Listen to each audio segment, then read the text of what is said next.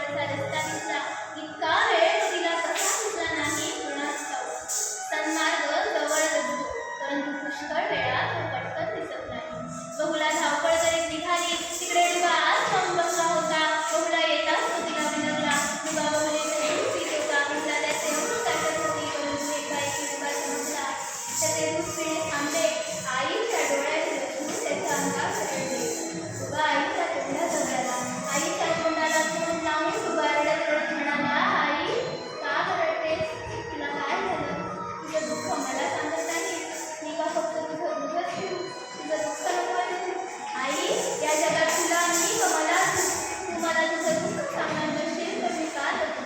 बहुलीने नाईलाजाने डुबाला घडलेली सर्व घटना सांगितली. ते ऐकताच क्षणी डुबा म्हणाला, आई मीच त्या वाघाकडे जातो. तू या जगात राहा. तुला माझ्यासारखी आणखी तुला बाळ होते. मी तुझ्या पोटी पुन्हा येईन. तुझं बाळ होईल. बहुला सदगती होऊन बोलली, बाळ असा हट्ट करू नये. आईचं ऐका हो बाळ. डुबा म्हणाला, आई तुझं दुसरं सारं ऐकेल, परंतु या बाबतीत नाही. पण मी एक तोड सुचवतो. आपण वाघ